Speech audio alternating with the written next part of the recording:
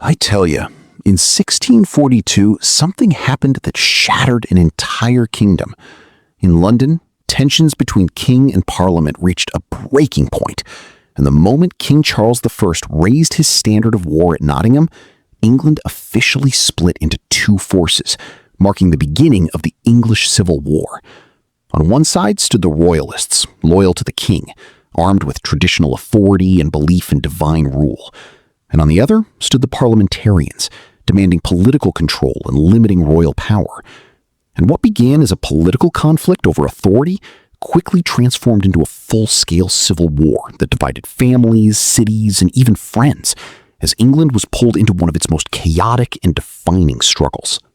I tell you, as the war continued through 1643 to 1645, the conflict of the English Civil War became more brutal and organized as both sides raised large armies, collected taxes, and trained soldiers for long campaigns across England. And key battles began to shape the fate of the kingdom, including the Battle of Marston Moor in 1644, where the parliamentarian forces achieved a major victory that shifted momentum against the royalists. And leading figures like Oliver Cromwell rose to prominence, with disciplined cavalry known as the Ironsides, changing the nature of warfare with strict training and powerful battlefield coordination. While King Charles I struggled to maintain control, moving across the country seeking support, but facing increasing resistance.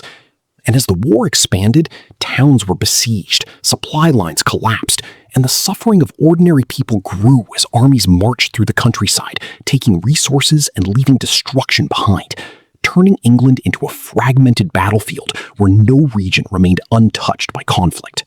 I tell you, by 1645, the turning point of the English Civil War arrived with the Battle of Naseby, where the parliamentarian forces under Oliver Cromwell and Sir Thomas Fairfax delivered a decisive blow to the royalist army of King Charles I,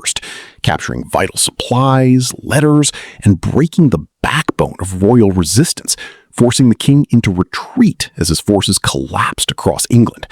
And by 1646, Charles I was effectively defeated and surrendered to Scottish forces, bringing the first phase of the war to an end. But even in defeat, the political struggle was far from over, because England now faced a deeper question, not just who would rule, but how the country should be governed, as Parliament gained increasing control, while divisions within the victorious side began to grow, setting the stage for even greater conflict within the nation.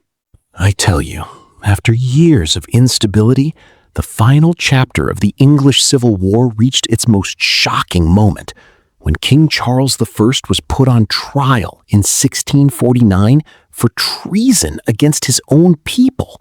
a historic event that stunned Europe.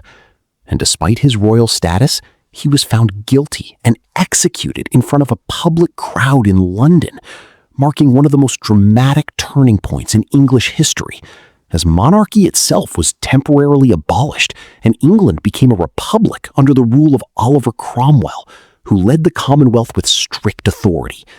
And although peace was restored, the country remained divided and unstable for years, until the eventual restoration of the monarchy in 1660. But the legacy of the war remained permanent, because the English Civil War had changed the balance of power forever, limiting royal authority and strengthening parliamentary governance, shaping the future of modern democracy, and proving that even a king could be challenged, tried, and overthrown by his own nation.